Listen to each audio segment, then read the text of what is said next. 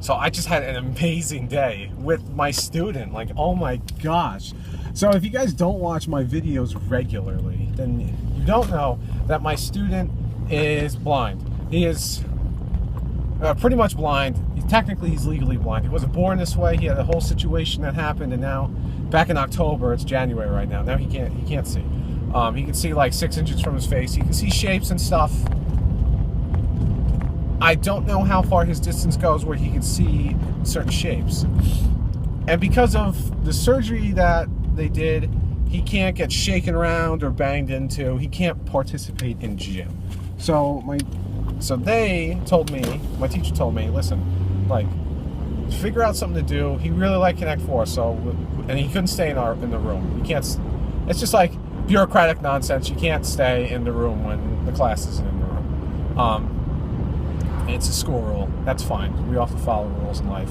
So I would bring him down to the cafeteria. The cafeteria is empty.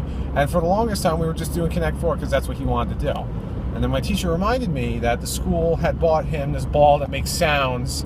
You just flip a switch and it's constantly making sounds. It's big. It's like the size. It's like this big, but it's heavy because there's machinery in it. So you can't really throw it.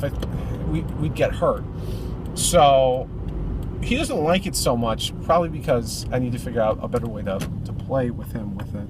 So one day I was talking to someone, one of the visual therapists he has, and then I turn around and I see him and another student playing with this. And I was like, wow, cool. They're playing like, 2 feet away from each other at the table. And he was throwing it at her pad and she was just catching it and giving it back to him. So I decided, we'll play Connect 4 for a little and then we'll play this.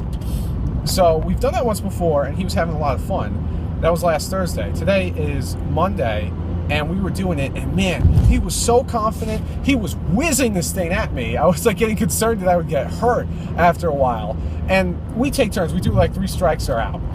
And I make him, hold this really far away from him. Me, I just hold it wherever. If I miss completely, that's it. But when he throws it at me and I'm catching, I try to help him out a little. I'll like go for the ball. He doesn't go for the ball, but I'll go for the ball and help him and make him feel a little better. Last week, what we did was we did 1 step back, depending on if the person caught it. So if he's throwing and I catch, he takes a step back. If I'm throwing and he catch, he takes a step back. I stay by some bleachers, so that way he gets, it's a stage. So that way he gets the entire cafeteria to move back in. So today, it was amazing. He kept throwing it, and he was doing so good. And he was doing, like, some basketball shots and some baseball shots. And everything that he was doing, he kept hitting it. He got 24 feet away from me before he missed too many times. And I gave him a few extra. We didn't do 3. I think he missed, like, 5 times.